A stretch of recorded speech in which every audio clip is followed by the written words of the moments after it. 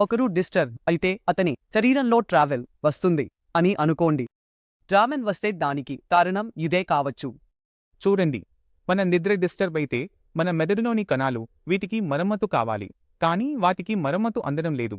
అందువల్ల మన మెదడులో కెమికల్ విడుదల అవుతుంది. ఇది మనను సంతోషంగా ఉంచుతుంది మరియు నవ్విస్తుంది. మెదడు మరియు మసిల్స్ సమన్వయం చేస్తుంది. నేను ఈ చేతిని కదల్చాలనుకుంటే అది నా మెదడే చేస్తోంది. మెదడులోని కణాలు నిద్ర రాకపోవడం లేదా కుటుంబ చరిత్ర కారణంగా నష్టం అవ్వడం ప్రారంభిస్తే డోపమైన్ విడుదల జరగడం లేదు. మన చేతిపై కట్టడం ప్రారంభమవుతుంది. ఇది డోపమైన్ లోపం వల్ల పార్కిన్సన్ అవుతుంది. ఆర్టిఫిషియల్ ఇవ్వడం జరుగుతుంది. మేధస్సు కణాలు నష్టం అవ్వడం ప్రారంభిస్తే అది నిద్ర రాకపోవడం లేదా కుటుంబ చరిత్ర కారణంగా అయితే మేము చూస్తున్నాము డోపమైన్ విడుదల కావడం జరగడం లేదు మరియు మన చేతిపై కట్టడం ప్రారంభమవుతుంది. ఇది డోపమైన్ లోపం వల్ల పార్కిన్సన్ అవుతుంది. ఇదే పార్కిన్సన్ డోపమైన్ డెఫిషియన్సీ. ఇది మీకు ఉంది కాబట్టి తరచుగా మేము చూస్తున్నాము పేషెంట్ ను లిపిక్ కు తీసుకెళ్లినప్పుడు అక్కడ ఆర్టిఫిషియల్ ఇవ్వడం జరుగుతుంది. పేషెంట్ కు కొంత సమయం సుఖం వస్తుంది, కానీ మెదడులో కణాలు నిరంతరం చనిపోతూనే ఉంటాయి. కాబట్టి పేషెంట్ కు కొంత సమయం సుఖం వచ్చిన తర్వాత అతని పరిస్థితి మరింత చెడు అవుతుంది. పేషెంట్ కు కొంత సమయం సుఖం వస్తుంది, కానీ మెదడులో కణాలు నిరంతరం చనిపోతూనే ఉంటాయి. కాబట్టి రోగి కొంత విశ్రాంతి తీసుకున్న తర్వాత అతని పరిస్థితి పిడజారుతుంది. ఆ మందుల డోసు పెంచాల్సి వస్తుంది. సుఖం వస్తుంది. తర్వాత అదే పరిస్థితి కొనసాగుతూనే ఉంటుంది. మీరు సుఖం పొందుతారు, కానీ మీ మెదడులో నష్టం జరుగుతుంది మరియు మళ్లీ అలాంటి పరిస్థితి జరుగుతుంది. కాబట్టి దీన్ని ఆపడం చాలా కష్టం అవుతుంది. అందువల్ల పార్కిన్సన్ అంటే ఒకసారి నష్టం జరిగితే దాని పునరుద్ధరణ జరగదు. బాగా లాజికల్గా ఇంకేముంది, అమ్మకాలు చచ్చిపోతున్నాయి మరియు ఇతర అమ్మకాలు వస్తున్నాయి. ఈ కణాలు పునర్జననం చేయవు. పుట్టినప్పుడు మెదడు లోపల 1 కోటి కణాలు ఉన్నప్పుడు నేటికి 1 కోటి కణాలు మాత్రమే ఉంటాయి. 1 కోటి 1 కాలేవు. 1 కొత్త కణం పుట్టదు. మన జన్మ విషయానికొస్తే లక్షలాది మంది మిగిలిపోతే వారు లాంగ్ లాస్తో ఉంటారు. కోటి మంది వెనక్కి వెళ్ళలేరు.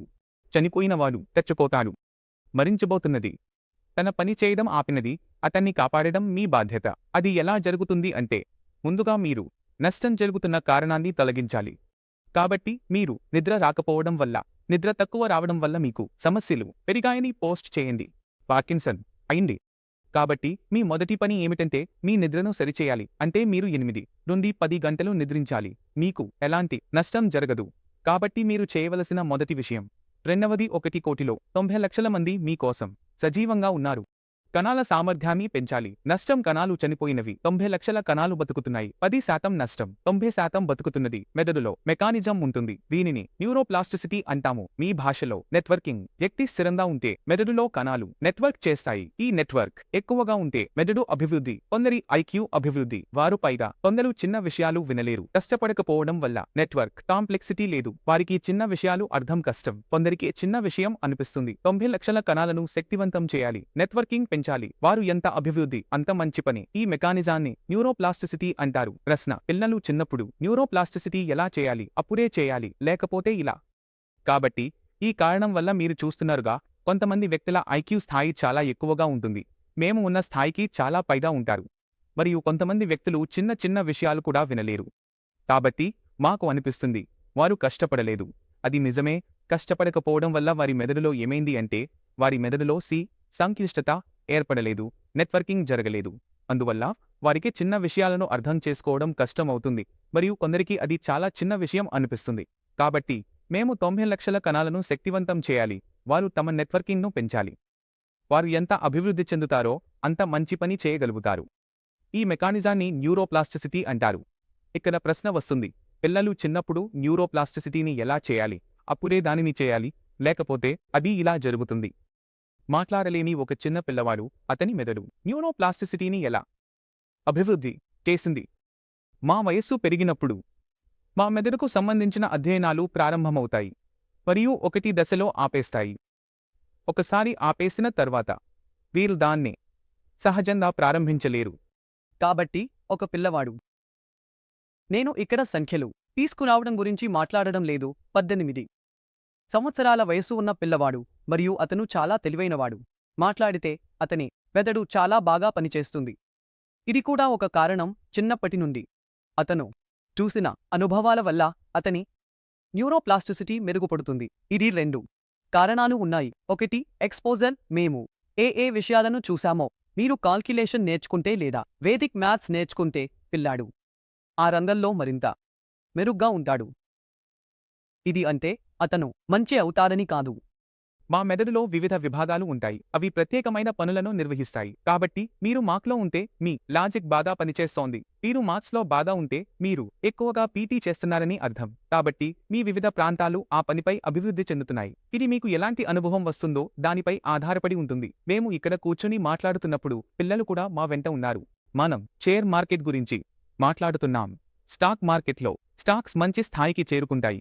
నా మొదటి విషయం అతనికి ఎక్స్పోజర్ ఇచ్చాను, కానీ అతను గ్రేస్ చేయలేకపోయాడు. కాబట్టి సమస్యలు వచ్చాయి.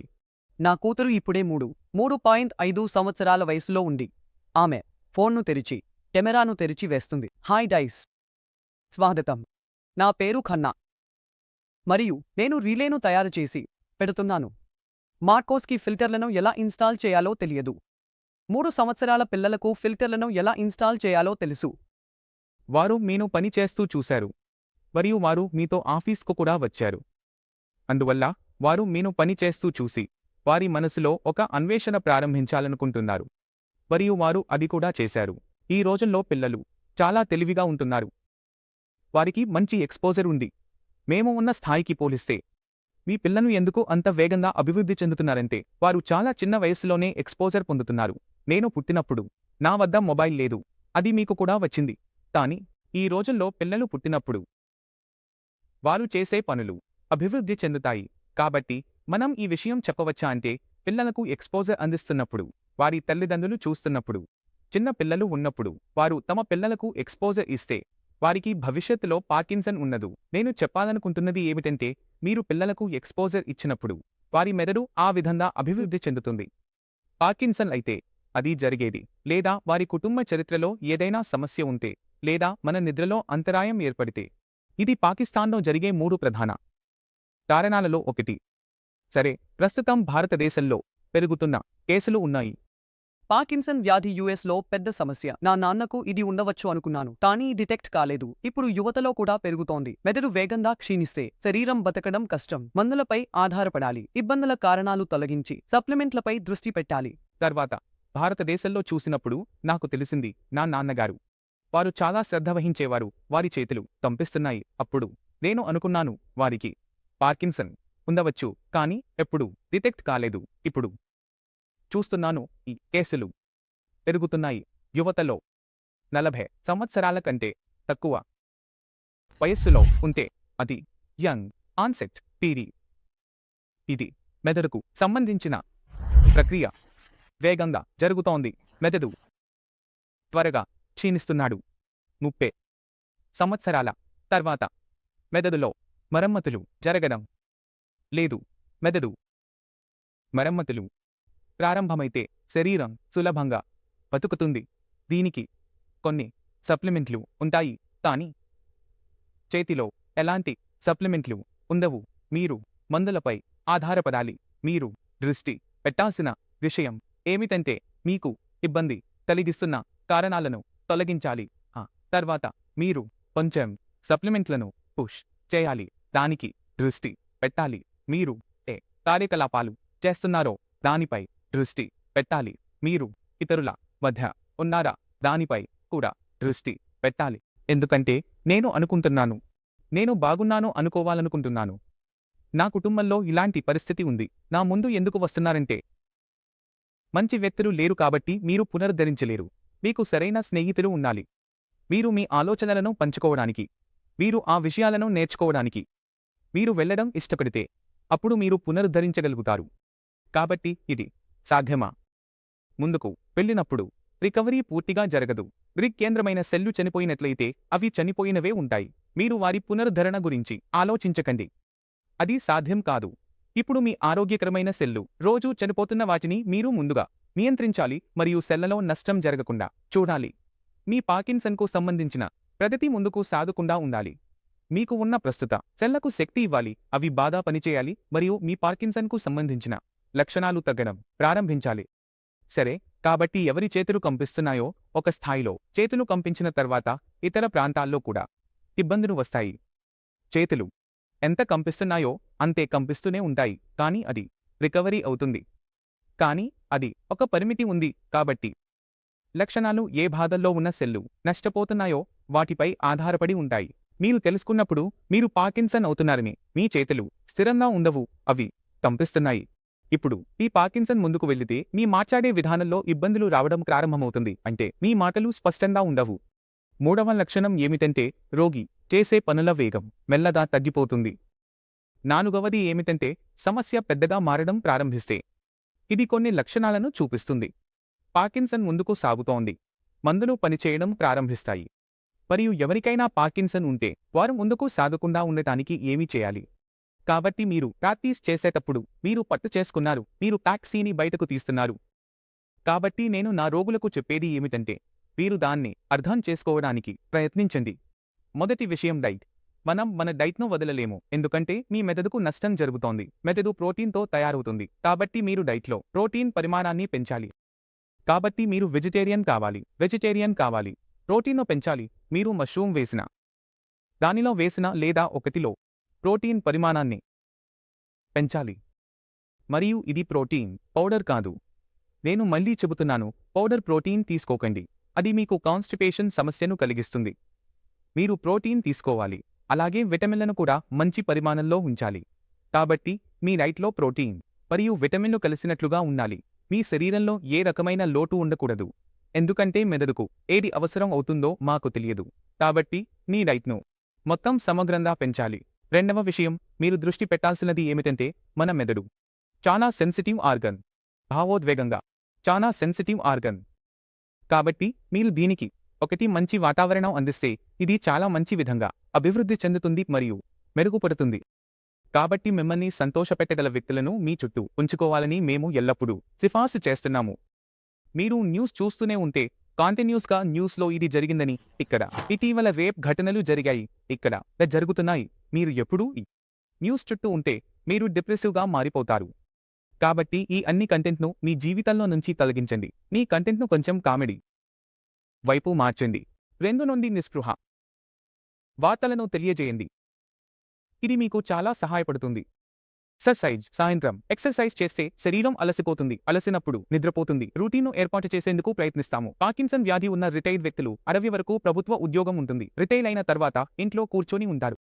కాబట్టి మేము ఏమి చేస్తామంటే ఉదయం నుండి చాలా మంచి రూటీన్ను ఏర్పాటు చేసేందుకు ప్రయత్నిస్తాము, ముఖ్యంగా ఆ సమయంలో, ఎందుకంటే మేము చూస్తున్నాము పార్కిన్సన్ వ్యాధి ఉన్నవారు సాధారణంగా రిటైర్డ్ వ్యక్తులు ఉంటారు, ఎందుకంటే 60 వరకు ప్రభుత్వ ఉద్యోగం ఉంటుంది. బాగా పని చేశారు. అక్కడి నుంచి రిటైర్ అయిన వెంటనే చేయడానికి ఏమీ ఉండదు. కాబట్టి వారు మొత్తం రోజు ఇంట్లో కూర్చొని ఉంటారు మరియు ఆలోచిస్తూ ఉంటారు. ఎప్పుడైతే పురుగు కంటే ఎక్కువ అని ఆలోచించడం మొదలుపెట్టాడో అప్పుడే అభివృద్ధి చెందడం మొదలుపెట్టాడు. కాబట్టి మేము ఏమి చెబుతున్నామంటే వారు తమ మెదడును బిజీగా ఉంచాలి, ఖాళీగా ఉంచకూడదు. కాబట్టి ఉదయం లేచి యోగా చేయండి, ప్రణామం చేయండి, ఇంటికి వచ్చి మంచి బ్రేక్ఫాస్ట్ చేయండి. ఆ తర్వాత మీకు ఇష్టమైన ఏదైనా టాపిక్ను ఎంచుకోండి. అది పెయింటింగ్ లేదా డాన్స్ అయినా మీకు నచ్చినది చేసి ఆపై నిద్రపోండి. 12 గంటలు సుఖంగా నిద్రపోయి తాజా చాయ్ తాగి ఎక్సర్సైజ్ చేయండి. మీ శరీరం బాగా పనిచేస్తుంది. భోజనం చేసి ఆటోమేటిక్గా నిద్రపోతారు. సోషల్ సమయం కేటాయించండి. ఇంటి నుంచి బయటకు వెళ్లి స్నేహితులతో కలవడం ఇది సహాయపడుతుంది. స్పోర్ట్స్ క్లబ్కు వెళ్ళినప్పుడు స్నేహితులు కలుస్తారు. అక్కడ సోషల్ సెషన్ జరుగుతుంది మరియు శారీరక కార్యకలాపం కూడా జరుగుతుంది. మంచి లాభం ఇస్తుంది. పార్కిన్సన్ రోగులకు వ్యాధిని అరికట్టడానికి మరియు పునరావాసానికి మంచిది. ఈ రూటీన్ ఫలితాలు త్వరగా కనిపిస్తాయి. కాబట్టి మేము స్పోర్ట్స్ క్లబ్కు వెళ్ళినప్పుడు అక్కడ స్నేహితులు కలుస్తారు. మీరు చెక్ చేస్తే అక్కడ స్నేహితులు కలుస్తారు. కాబట్టి అక్కడ సోషల్ సెషన్ జరుగుతుంది మరియు మీ శారీరక కార్యకలాపం కూడా జరుగుతుంది. అందువల్ల ఇది చాలా మంచి లాభం ఇస్తుంది. పార్కిన్సన్ రోగులకు వారి వ్యాధిని అరికట్టడానికి మరియు అందులో పునరావాసానికి కూడా ఇది చాలా మంచిది. ఈ రూటీన్ను అనుసరిస్తే దాని ఫలితాలు 2-3 నిమిషాల్లో కనిపించడం ప్రారంభమవుతుంది. ఇది తర్వాత మీరు న్యూ ప్రాసెస్ టీప్లను నిరంతరం తగ్గించాలి, ఎందుకంటే మెదడుకు చాలా ఎక్కువగా ఉంది. ఇది మెదడులో సమస్య కెమికల్ విడుదల చేయలేకపోతుంది. ఇప్పుడు మీరు మెదడులో ఎక్కువ కెమికల్స్ విడుదల చేయాలనుకుంటే మీరు దానిని బలహీనంగా ఉంచలేరు. కాబట్టి మీరు దానిని పుష్టి చేయాలి మరియు దాని డైట్ కూడా బాగుండాలి. న్యూరోప్లాస్టిసిటీ ఎలా సాధించాలి? మీరు 2 యొక్క మెదడులో ఉన్న సెల్స్ను చూశారు. అవి చాలా చేతులు, కాళ్ళు బయటకు వచ్చి ఉంటాయి. కాబట్టి నీలపాస్త్రి వంటి కొన్ని విషయాలు మన మెదడులో ఉంటాయి. కాబట్టి 2 సెల్స్ మధ్య ఉన్న ఇంటర్ కనెక్షన్ ఏర్పడడం ప్రారంభమవుతుంది. ఇప్పుడు మీ మెదడు 3లో ఉంది. 2లో మేము పుస్తకాల్లో చూస్తాము, కానీ అది 3లో ఉంటుంది. ఒక సెల్ ఉంటే దాని చుట్టూపై, కింద 4 వైపులా సెల్స్ ఉంటాయి, మరియు వీటి మధ్య ఉన్న కనెక్షన్ ఎంత బలంగా ఉంటుందో, బలంగా అంటే సంత్వా కనెక్షన్ ఎంత ఎక్కువగా పెరుగుతుందో మెదడు అంత అభివృద్ధి చెందుతుంది. మెదడు అంత చురుకుగా మారుతుంది. కాబట్టి ఏదైనా రోగికి న్యూరోప్లాస్టిసిటీకి చాలా ఎక్కువ అవసరం ఉంటుంది. మరియు రోగి న్యూరోప్లాస్టిసిటీ చేస్తే అందులో ఫలితాలు చాలా ఆసక్తికరంగా ఉంటాయి. అందుకోసం చాలా ఎక్సర్సైజ్ చేయాలి, మందును తాగాలి లేదా ఇంకొకటి చేయాలి. మీరు ఏదైనా విషయాన్ని వదలలేరు. నగరంలో జరుగుతున్నది. మీరు దీనిని పెరిగేలా వదిలిస్తే మీరు పూర్తిగా మీ కుటుంబంపై ఆధారపడిపోతారు. ఇది కుటుంబానికి కూడా చాలా పెద్ద సమస్య అవుతుంది. మీరు మీ పొట్టను ఈ విధంగా చూడడం ఇష్టపడుకుంటే మంచిది. మీరు వారి శరీరంపై, వారి మెదడుపై పని చేయడం ప్రారంభించాలి. సరే, కానీ ట్రీట్మెంట్ బాగుంది, కానీ దానికి సంబంధించిన ట్రీట్మెంట్లో పని చేయాలి. కాబట్టి ఈ రోజుల్లో వారు ఆటలు సరిగ్గా బ్యాలెన్స్ చేయలేకపోతున్నారా అని చెప్పవచ్చా? ఎంత పని మీద ఎక్కువగా ఫోకస్ ఉన్నారు, వారు తమకు సమయం ఇవ్వలేకపోతున్నారు. ముందు వారు పార్కిన్సన్ వ్యాధి వచ్చే అవకాశాలు చాలా ఎక్కువగా ఉన్నాయి. మీరు కూడా మధ్యలో ఒక పరిశోధన వచ్చింది, అందులో పార్కిన్సన్ను చూడటం మిడిల్ క్లాస్లో ఎక్కువగా కనిపిస్తుంది, మరియు వర్కింగ్ క్లాస్లో కూడా ఎక్కువగా కనిపిస్తుంది. విద్యావంతుల తరగతి, మధ్య తరగతి, వర్కింగ్ క్లాస్లో వారు ఎప్పుడూ ఆలోచిస్తారు. ఇది మెదడుకు విశ్రాంతి ఇవ్వదు. మెదడు నెమ్మదిగా ఆగుతుంది. ఈ పరిశోధన భారతదేశం, అమెరికాలో ఉంది. అప్పర్ క్లాస్లో వ్యాధులు తక్కువగా ఉంటాయి. భవిష్యత్తులో పార్కిన్సన్ రాకుండా ఉండాలి. సంతోషంగా ఉండడం నేర్చుకోండి మీ వద్ద. కాబట్టి మెదడు నెమ్మదిగా పని చేయడం ఆపేస్తుంది. ఇది భారతదేశానికి మాత్రమే కాదు, ఇది అమెరికాలో కూడా జరుగుతుంది. ఇప్పుడు మేము చూస్తే అప్పర్ క్లాస్లో వ్యాధులు తక్కువగా కనిపిస్తాయి. సూపర్ రిస్క్లో, అప్పర్ మిడిల్లో కూడా తక్కువగా కనిపిస్తాయి. కాబట్టి వారి వద్ద ఏమీ ఉండదు. కాబట్టి వారి విద్యను అడ్డుకుంటుంది, లేదా ఏదైనా కారణం వల్ల పార్కిన్సన్ను చూడడం లేదు. సూపర్ రిస్క్లో చూడడం లేదు. వారి వద్ద డబ్బు తక్కువగా ఉన్నప్పుడు, వారి ఆర్థిక ఆదాయం ఆధారపడినప్పుడు, ఆదాయం చిన్నగా ఉన్నప్పుడు, విద్య ఎక్కువగా ఉన్నప్పుడు, ఆదాయం ఆ విధంగా ఉండకపోతే వారు ఎక్కువగా కష్టపడుతున్నట్లు కనిపిస్తారు, మరియు అదే వారు ఎక్కువగా బాధితులుగా కనిపిస్తారు. కాబట్టి ఎవరో మాకు చూస్తున్నట్లయితే వారు ఎలా జీవించాలి, తద్వారా భవిష్యత్తులో పార్కిన్సన్ రాకుండా ఉండాలి. కాబట్టి నేను నా అన్ని రోగులకు ఇదే సలహా ఇస్తున్నాను. మొదట మీరు జీవితంలో ఒక ముఖ్యమైన విషయం నేర్చుకోవాలి, అది సంతోషంగా ఉండడం. మీ వద్ద ఉన్నది ఎలా ఉన్నా అందులో సంతోషంగా ఉండండి. సిటిజన్ వస్తుంది, కాబట్టి మీ మెంటల్ డిసార్డర్ తగ్గడం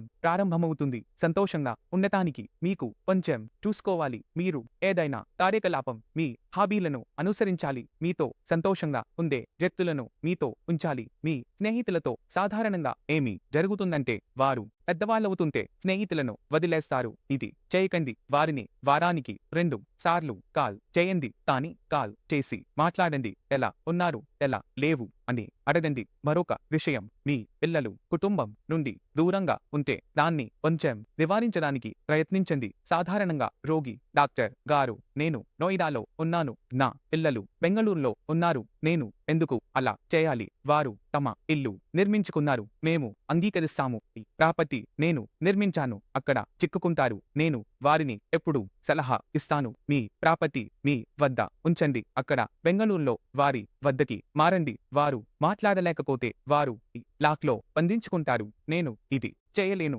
కాబట్టి మీరు కొంచెం మార్పు చేయడానికి ప్రయత్నించండి. మీ ఆహారంపై చాలా శ్రద్ధ వహించండి. మీరు ఏమి తింటున్నారు, ఏమి తినడం లేదు. మీరు ప్రోటీన్ రిచ్ డైట్ను అనుసరిస్తే, మీరు ఎంత ఎక్కువ ప్రోటీన్ రిచ్ డైట్ను అనుసరిస్తే మీ మెదడు ఎంత బాగా పనిచేస్తుందో అంత బాగా పనిచేస్తుంది. కాబట్టి మనం ఈ విషయాలను చేస్తే చివరగా మీరు మంచి నిద్ర తీసుకుంటే మీకు ఎవరూ అడ్డుకోలేరు. మీకు పార్కిన్సన్ వస్తుంది.